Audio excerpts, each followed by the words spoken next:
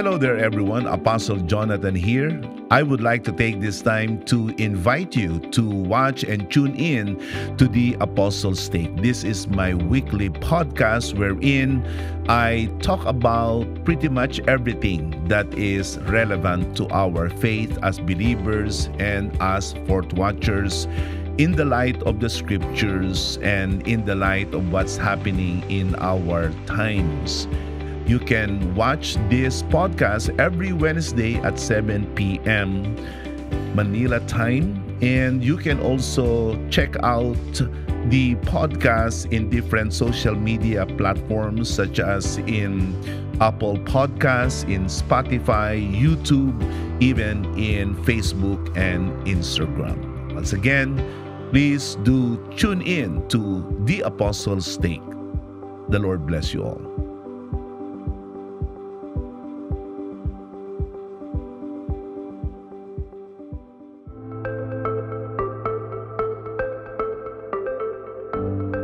Praise the Lord, to God be the glory. Hello there, everyone. This is Apostle Jonathan Ferriol, and once again, welcome to my podcast, The Apostles' Take.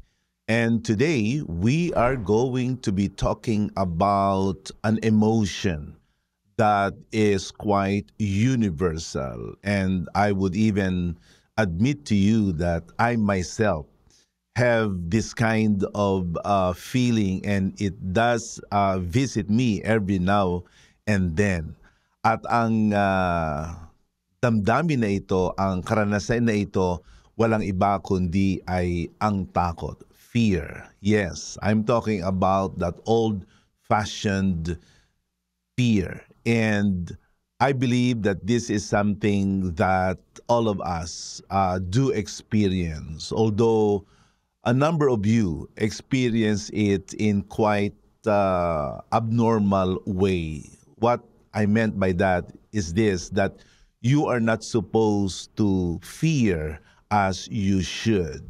And in this subject of how to handle our fears, we are going to look at the medical or clinical aspect of it, and at the same time we are going to probe what the Bible says or teaches about how we can be able to overcome our fears. At gusto kong ipaalam sa inyo na merong takot na masasabi natin na importante, mahalaga at kapaki-pakinabang, and that is something that we are going to be looking at as we discuss this subject. And joining me once again in this discussion of this very relevant topic, fear, is none other than Sister Yumi Nabana. Thank you so much, Apostle Jonathan, and good evening po, and also to all our viewers. Napakaganda po ng ating tatalakayin sa gabing ito, and it's right po na nabanggit ninyo, it's actually relevant lalo na po sa panahon natin ngayon. Madami tayong mga kababayan, madami din tayong mga kapatid na sila ay hindi nila alam ang kanilang gagawin, lalo na pag nakaramdam na sila ng ganitong emosyon. And speaking of our fellow men, especially in the recent national events that have been transpiring, I'm talking about the successive natural catastrophes, particularly earthquakes and volcanoes erupting and whatnot. Parang napakadali sa mga Pilipino ngayon ang magkaroon ng takot, ang magkaroon ng sindak, at napakahalaga na ito ay ating mapag-usapan, because it is when we are able to talk about this openly and objectively that we can be able to educate ourselves and be able to learn how to cope with fear and even master it. Okay, we're not gonna beat around the bush anymore. Before we dive into our subject, let me ask you something. What are your fears, if any? Madami po. Actually, madami po. Dati po takot ako sa palaka, takot ako sa ahas. Yung mga simpleng ganun po, mga bagay na kinatatakutan ng tao. Okay. Sa ipis lang, sa Yeah. daga. But if you're gonna be asking po kung ano yung greatest fear ko as of the moment is yung mawala ang aking mga magulang. See. And I think that kind of fear is something that many of our brethren and many of our viewers could also relate to. And it is something that is universal as a matter of fact. And kung ako tatanungin mo, ang aking pinakamalaking takot ngayon ay I would say heights. Although pagka ako ay sumasakay ng Yes eroplano, po, nag-flight. Yeah. yes, I push myself to look down. And what I try to do is to think positively that I will be okay. I always derive a great deal of comfort from what I heard from my father when he was still alive. Kasi meron din siyang takot sa sa heights at saka sa paglipad sa eroplano, which by the way many are also feeling and I would always remember my father saying, ay hindi babagsak tong eroplano na ito, andito ata ang anak ng Diyos. Praise So I God. always remind myself of that. So I think we need to first of all talk about the definition of fear, just so that we are in the same page. So how do we define fear? Psychologists po define fear as a protective emotion. Lalo na po kapag Sounds ito... positive. Yes po, sounds positive. Katulad po ng binanggit nyo kanina, takot tayo, ako din po, myself included, takot tayong lumipad. Ayun, sumakay ng eroplano because we are perceiving that there is a danger. So yun po ang fear. It is a protective emotion, especially when there is you are predicting that there will be a danger or harm that will happen. Yeah, but let me just interject real quick.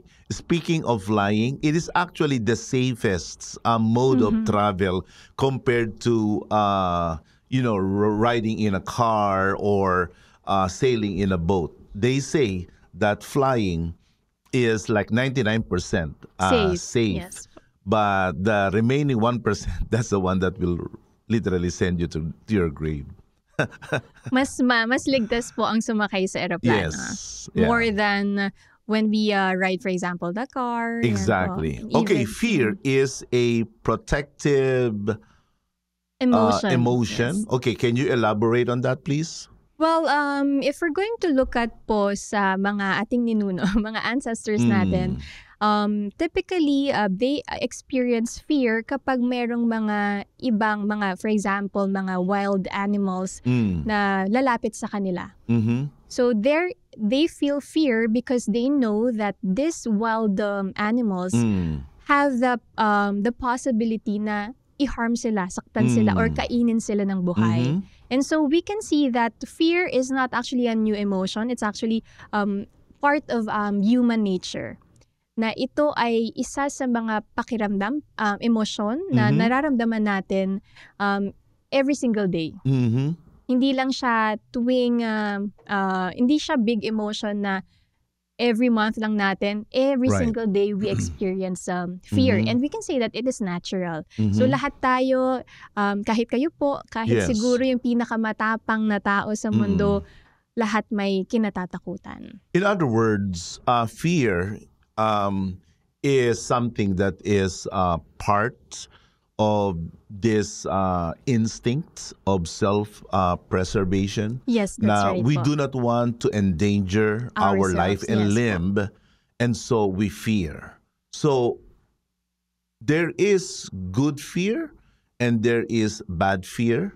Yes, actually ang fear po we can categorize into healthy fear and unhealthy fear. Ang fear na obviously healthy fear, it will make you feel something that, or you will do something to protect yourself. Mhm. So for example, nakita mo na mabilis ang sasakyan na nagdadaanan. Right. So matatakot kang dumaan or tumawid. So yun yung takot na Yeah. healthy. And It that will prevent you from becoming part of the concrete. Yes po. Magiging memory ka na lang. So yun po ang healthy fear. And another naman po, yung unhealthy fear is, yun na po yung nakaka-apekto sa'yo in your daily life. Okay, let me ask you, how about those people who fight their fears and do something really fearless, even if it would mean bringing themselves to that risk and danger? Yung tipong talagang halimbawa may mga artista, right, na sa halip na sila gumamit ng kadouble nila, sila mismo ang nagte-take ng mga stunts nila, which is quite dangerous. How would you explain that? Is that something that is positive or negative? Well, we can say that it's actually depending on how you look at it. So for example, for that actor, gusto niyang ma-challenge pa, mas gumaling pa siya sa larangan ng pag-aartista, then we can say that it is healthy for him. Pero sa paningin ng ibang tao, bakit mo gagawin yun? Dangerous yun. Baka naman mabalian ka ng paa, mabalian ka ng buto. So hindi ka na makakapag-perform. Exactly. So basically, we can say that it depends on who looks at it. Yeah. Ano ang bahagi ng kasi when we were younger and my dad would teach us how to drive, I believe it was from him I first heard the term calculated risk. Now, when you overtake another car, you have to calculate your own speed, you know, the distance between you and the car, and you have to make a calculated risks sometimes. Is this part of, having that healthy fear na alam mo, it's dangerous, it's risky, but at the same time, you're gonna do it just the same since you have already calculated it? It can be, yes, Apostle. It can be an example of healthy fear. You are looking at it, sabi nga, calculated. So you are estimating that there will be possibility na pwede kang sumobra dun sa dapat. Pero we can say that it is healthy because you are trying to, kasi sa buhay naman po, we all take risk. Yes. At yun yung mga bagay na hindi natin masasabi na ito ay isang negative or makakapag bigay ng danger sa'yo. But you have the calculation na more on the side na hindi ka mapapahamak. We talked about a while ago the universality of fear. And it appears, I could be wrong on this, but it appears that among this generation, there seems to be a whole lot more people, especially the young generation, that are afraid of the present and even the future. Can you talk a little bit more about that? Yeah, about that, Apostle, this generation, actually yung mga teenagers natin ngayon, they're more into thinking about what happens in the future. So palagi silang mayroong paniniwala, or para bang lagi silang may worry about what will happen tomorrow. So yung kanilang pag-iisip na ganon, it brings them fear. Pero ang maganda po na dapat natin din, katulad ng pag-uusap po natin, we are actually giving them the awareness that yes, it's normal to fear, but what's not normal is that fear will consume you. Right. Kasi kapag ang fear po, it becomes lahat naman po ng bagay. If it is beyond the limitation, nagiging masama na siya. So kapag ang fear natin na-consume tayo, it becomes actually yung tinatawag nating irrational fear. Na hindi naman, it's not based on reality, pero iniisip mo, you are overthinking about something. Kanina nabanggit mo sa ating pag-uusap na ang fear is something that is learned. Can you elaborate more on that? Actually po, ako din po ay tinitrace ko bakit ako takot sa Palaka. Okay, Ayan palaka po, palaka talaga is po, a real frog. danger. Sabi Hindi, nila, yeah. pag ikaw ay naiihan ng Opo, palaka, magkakaroon nagkakaroon ka ka ng ng kulugo. kulugo. So, yun po yung Yeah. ayoko. Yun po yung natutunan ko na ngayon po, hanggang ngayon. Pero na-overcome ko na po yung takot ko sa Nakakita ka na ng frog. palakang araneta. Ano po yun? Yun yung palakang sinlaki ng tao. Palaka. Matatakot ka talaga. Ang tawag natin yung palakang araneta dahil sinlaki, yung Saan po likod niya, nakakakita? No? yung likod kasi no, sinlaki ng Araneta Coliseum. Anyway, I do not know where we got the name palakang araneta. Araneta. Baka But kasing laki po ng araneta po talaga. yun nga eh. Saan And po nakakakita ng ganon? I Hindi po think, ako pupunta doon. we have to reserve another Apostles' Take on frogs. But Fear in the of frogs. meantime, let's Yes, talk ah. about fear. Yeah. So going back po sa fear na yun, pag yun ay yung fear na yun ay lumamo na sa isang tao, it becomes what we call the phobia. So wala ka ng basis na may harm na dadating sa'yo by just looking at the frog. Yeah. Pero nandun yung malaking takot mo. So Right. it becomes phobia. So phobia is really dysfunctional. Like Yes it po. cripples you, Yes. immobilizes Yes po. you. Okay. And a lot of people have many phobia. Madami pong phobia. Yeah, but is it something that one can unlearn, that can be able to say, on the clinical side of it, ano ang parang ginagawa ng mga tao para ma-overcome ang phobia or fear? Yeah. Pero kasi iba naman po yung fear sa phobia. Kapag naging excessive yung fear Right. mo without basis, kahit na alam mong wala namang danger, phobia. So, usually po, ang mga taong nakaka-experience or may phobia, what they have to do is, of course, sa psychology or sa mental health field, you have to seek for help. Mhm. Maganda po na hindi lang alam mo na takot ka. So, kasi kapag may phobia ka, yung araw-araw na buhay mo, pwedeng maapektuhan. For example, you are afraid of crowd. Mm-mm. So, may phobia ka na pag nandun ka, nanginginig ka na, hindi mo na alam yung gagawin mo, tatakbo ka na lang. Mhm. So, you have to ask for help. Mm. Kasi meron pong mga therapy na binibigay sa mga may phobia. Just for example, excessive fear. For example, meron pong tinatawag na mga CBT or mga cognitive behavioral therapy. And then, meron pong katulad po ng specific therapy, yung exposure po. Exposure. Yeah, therapy. Ibig sabihin, yung kinakatakutan mo, yun ang haharapin mo. Opo. O yun ang paborito kong therapy.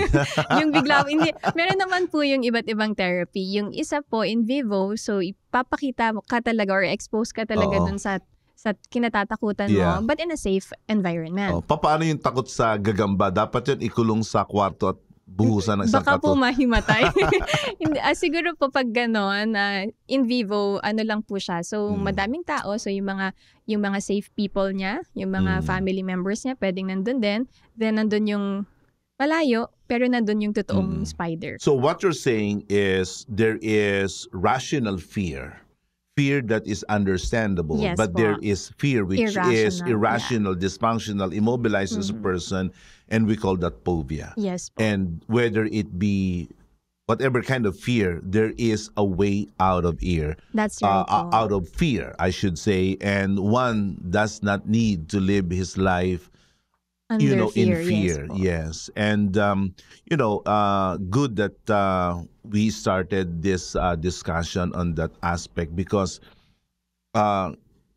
in the scriptures, fear is also talked about. Iyan ang isa sa mga paksa na tinatalakay sa banal na kasulatan. And just so that, we understand fear on the spiritual aspect, there is indeed a spiritual, supernatural aspect of fear. That fear isn't something that is natural in a man, but it is also spiritual. There is a supernatural spiritual cause for fear, why we fear. At sa banal na kasulatan, nagkakaroon tayo ng takot, nagkakaroon tayo ng pangamba, sindak, bunga ng ating pagiging makasalanan. Sa katunayan, kauna-unahang banggit na ang tao ay natakot ay yaong sandali na siya'y nagkasala. That was the first moment, recorded moment, that man developed fear and terror, frights. It was the moment that he sinned before the Lord. And we can actually read that in the book of Genesis in chapter 3 in verse 10. And this was after Adam found out that he had violated and he had transgressed the specific command of the Lord. And it reads, and he said, I heard the sound of you in the garden, and I was afraid, because I was naked and I hid myself. The moment they transgress, Adam and Eve, the moment they violated the laws of God, their innocence was robbed from them. Their innocence, that protective consciousness of innocence, was stolen from them by Satan, and they realized that they have crossed the line. And that's the time they started to fear. And ever since that moment, man had been under the specter of fear. We fear death. We fear suffering. We practically fear pretty much everything. Included na din po yung mga fear sa mga hindi naman nagbibigay ng danger. Yes, we are one fearful creation, and this is all because of man's sin. That is why the place of judgment is a place of unexplainable fear. Yan ang magiging larawan ng impyerno. Ang mga taong pupunta sa impyerno, magpawalang hanggan, ay babalutin ng takot. Walang sandali doon na ang tao ay hindi natatakot. At ang takot dito ay hindi basta takot lamang. I mean, you mentioned a while ago that fear is immobilizing. It is a bad, very unpleasant experience. That unpleasantness of fear is multiplied to unimaginable level in hell. Kung dito po sa mundo, we have a lot of emotions. Yes. Sa hell, you can only feel excessive fear. Insane level of fear. The Bible says in the book of Matthew in chapter 10, Jesus Christ himself said that you should not fear. You should not fear the one that kills the body only. Let's actually read that. In Matthew chapter 10, verse 28, it says, do not fear those who kill the body, but cannot kill the soul. Rather, fear him who can destroy both soul and body in hell. So, dito natin makikita na ang impyerno hindi magandang lugar na mapuntahan.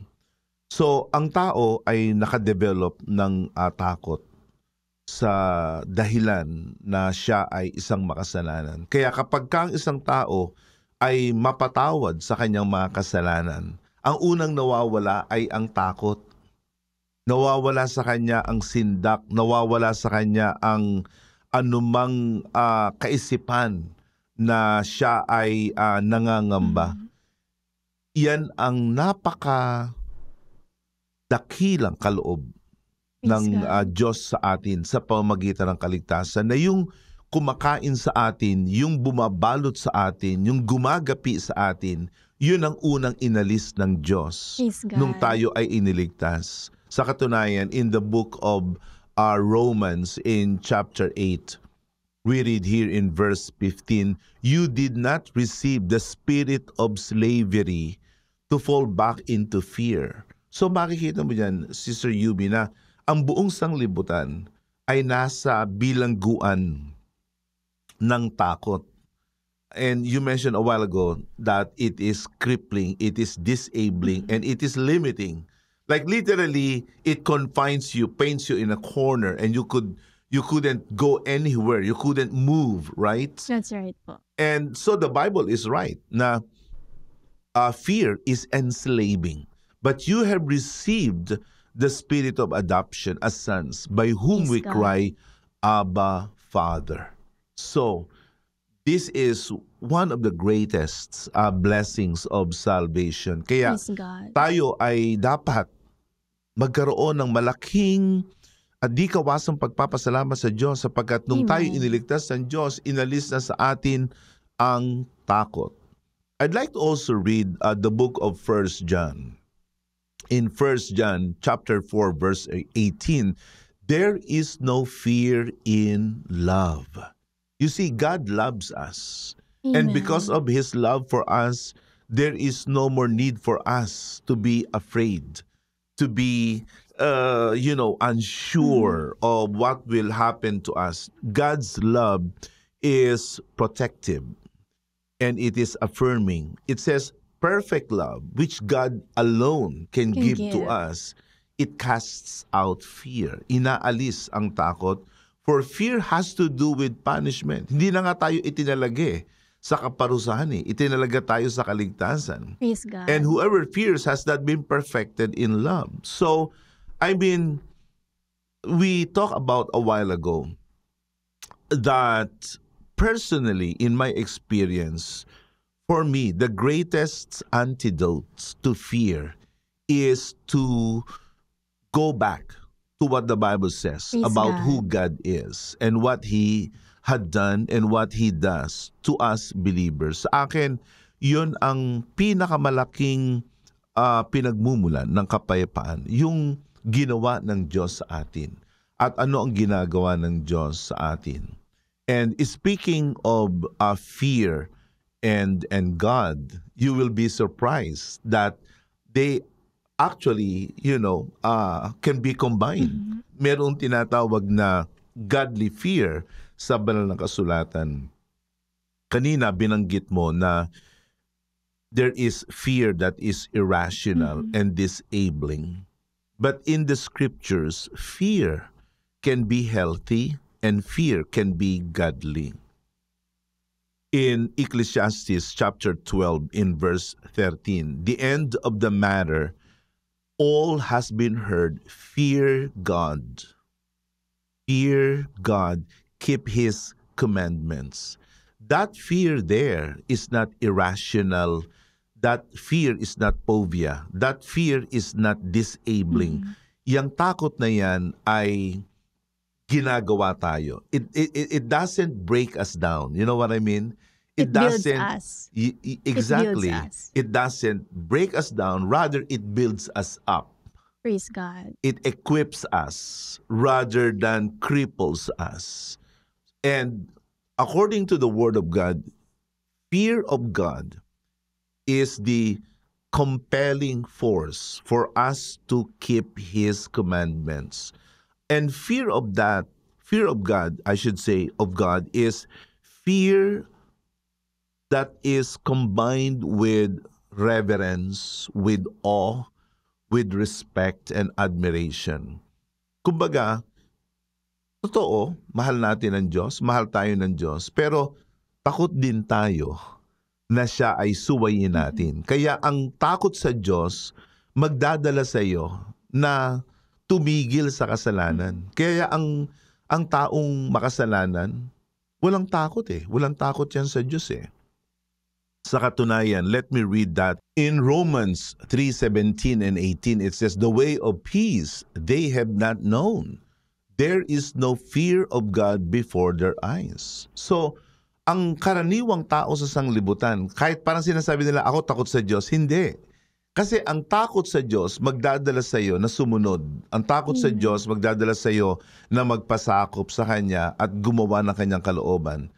The fact that the general world is rebellious against God truly gives evidence of their absence of fear for God. So, godly fear is good. In the book of Proverbs, it says that the fear of God is the The beginning beginning of wisdom. wisdom. And, circling back to what you said a while ago, na good fear is like it's your way of coping, Surviving for survival. surviving, and it makes you somehow be preserved, more or less. So, napakahalaga na magkaroon tayo ng banal na takot sa Diyos. At ang iglesia na makaapostol noon at ngayon, ito ang dapat na kultura sa iglesia ng Panginoon. In the book of Acts 2:43, it says, "And fear came upon every soul." Yung fear dito, ito yung reverence. This is fear that is combined with respects, even admiration. That's why in other translations of the Bible, the word used is awe. Yung napakalaking paghanga na sa sobrang paghanga mo, ayaw mong masira yon ng pagsuway. You want to preserve that. So, that's the kind of fear that the church must possess. Let me add also the same book of Acts in 9:31. It says there, "And walking in the fear of the Lord and in the comfort of the Holy Spirit, the church multiplied." Ito ang dapat na mapanatili ng iglesia ng Panginoon na makaapostol. Kailangan nating mapanatili yung banal na takot sa Diyos. At kung tayo man ay isang mananampalataya na hindi na malakas sa atin yung takot sa Diyos, I believe this podcast is an invitation for you to recapture that biblical sentiment of the fear of the Lord. Lalo na kapag madali na sa ating sumuway, madali na sa ating magsalita, gumawa ng mga bagay na labag sa kalooban ng Diyos, baka wala na tayong takot sa Diyos. And that is a very dangerous path that we are walking upon, that we are in the path of having that utter disregard for who God is. And so, the church of the Lord Jesus Christ that is apostolic must live in the fear of the Lord. And this fear of the Lord is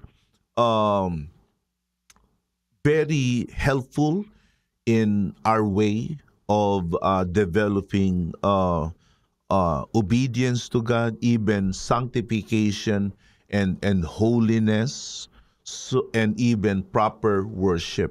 So this is something that we must all seek to do. Now, we are living in a time of great chaos and turbulence of every kind, and social, political unrests. Kasama na dyan ang mga natural catastrophes sa atin sa Pilipinas. So, we need to talk about, the tried and true proven ways to overcome fear. What is the first step towards overcoming or managing our fears? Before I answer that, Apostle, or before we talk about that, I would like to share, kasi kanina habang nakikinig ako sa'yo, parang ang may isang bagay na nakapagbigay sa akin ng parang bang affirmation that we have as children of God. Hindi po ba sabi sa verse kanina, Abba, we are calling Abba Father. Yes. We are children of God. And sa ating katulad ng reverence natin, ang fear of the Lord, it's like our fear sa ating mga magulang. Gusto mong gawin ang lahat ng bagay na gusto ng magulang mo dahil may takot ka. Yes. At yung takot na yon, it's not the takot na, hindi yun yung takot na magbibigay sa'yo ng negative emotion. Yes. Yun yung pag ikaw ay natakot, it is it is equivalent to the word respect. Nandun yung respect mo. And also sa pag sa buhay, ang fear ang opposite nito is peace. Yes. And we have peace in Christ. Exactly. Napakaganda na ma-remind tayo na sa ating buhay, there will be a lot of uncertainties in life, but there will always be a peace. I remember one of the important dimensions of the angel's message when they first announced the gospel, that they should not be afraid.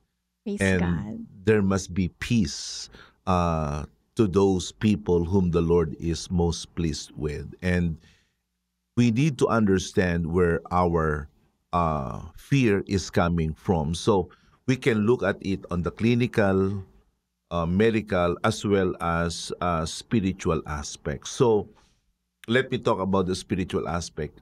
Fear comes from our fallen nature. But then again, we can always go back to the words of God. Praise God. And to our understanding of who God is.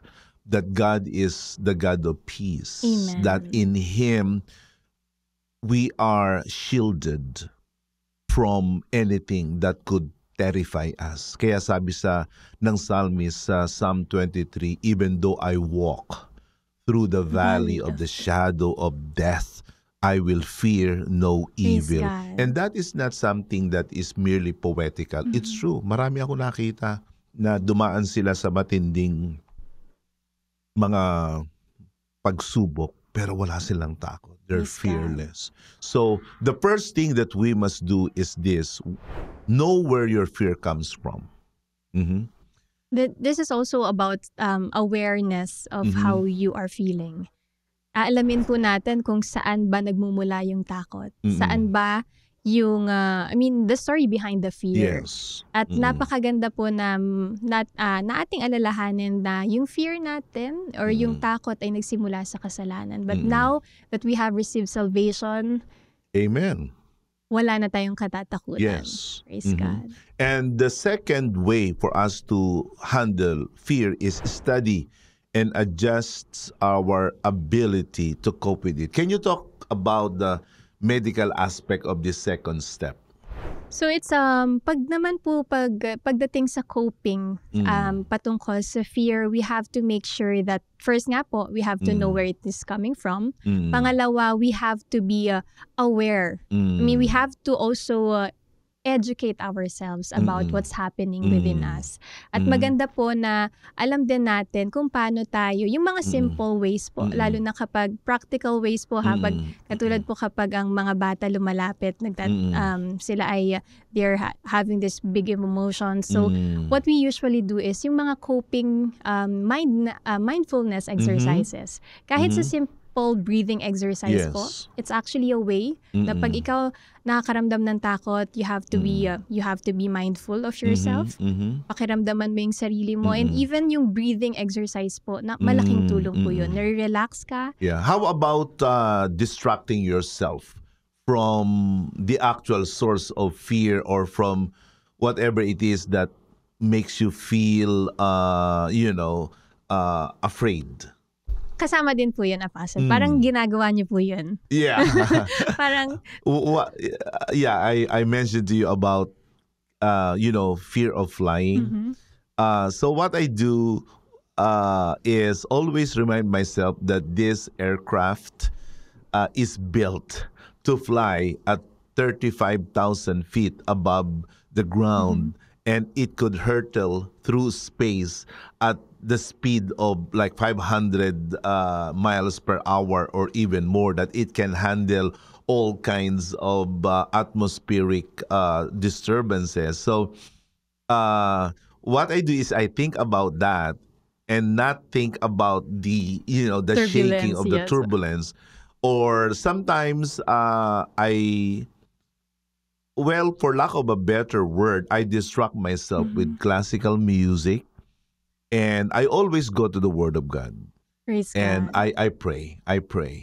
Prayer for me has always been a source of peace, solace, and serenity. It's my happy place, ika nga, when I pray and I just commune with the Lord. Praise God. Apostle, yung sinabi niyo po, kayo mismo ang example kung paano mag-overcome ng fear. First is, alam niyo na takot kayo, meron kayong fear sa paglipad, sa pagsakay ng airplane.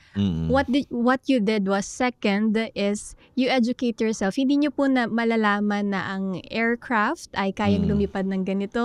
Nag-aral po ba talaga kayo? No, I just, learned those things by researching. At mahalaga na, with the abundance of knowledge today, you can actually educate yourself and overcome your fear.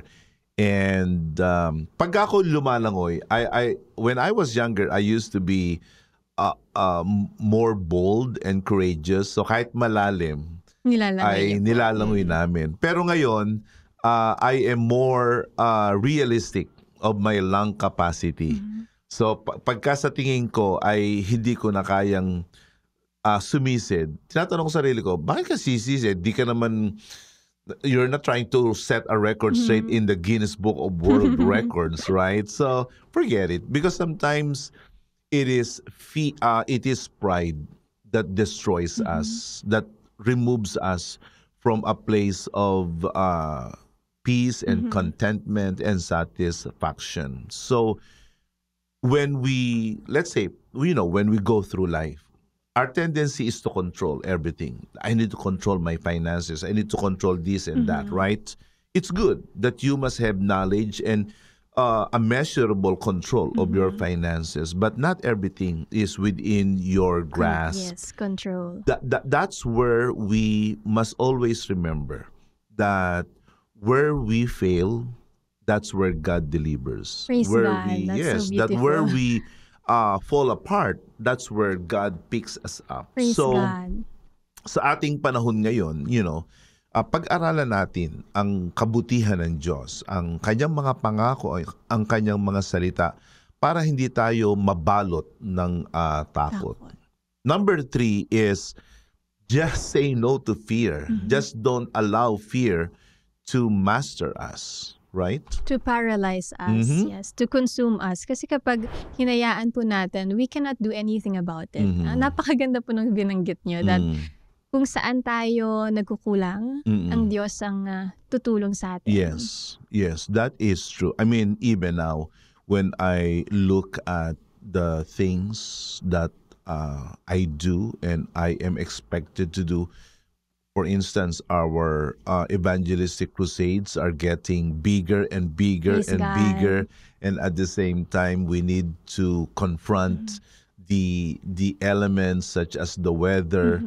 Kumbaga, hindi mo maiwasang magkaroon ng agam-agam. Pero lagi akong tumatakbo doon sa katotohanan na may Diyos na may hawak ng lahat. Praise God. At hindi ko hinahayaan na ako ay I would wring Tiklupin ng takot. I would wring my handkerchief or tissue. I just give it all to God. And Praise God. the great thing about God is He always delivers. Praise God. So God is our peace. God is our shield. God is our protection. And running to Him, trusting Him, relying upon Him, and choosing to believe in Him will help us to be shielded from the paralyzing effect of fear. Ladies and gentlemen, brothers and sisters in the Lord, fear is always out there, but fear is overrated. And what we need to do is to always trust in the Lord and to rely on His words, to bank on His words. In so doing, we will enjoy a life of peace and serenity, a life of comfort and security. Once again, I hope you have been blessed by this study. And thank you, Sister Yumi, so much for again once again joining me in this podcast. Muli kami po ay nagpapasalamat sa inyong pagsubaybay sa podcast na ito ng Apostle Steak. At kung kayo po ay mayroong paksa na sa tingin ninyo ay gusto nyong aming mapag-usapan o aking talakayin, I am more than happy to listen to you. Once again, may the Lord of peace be upon you. Blessings to all of you.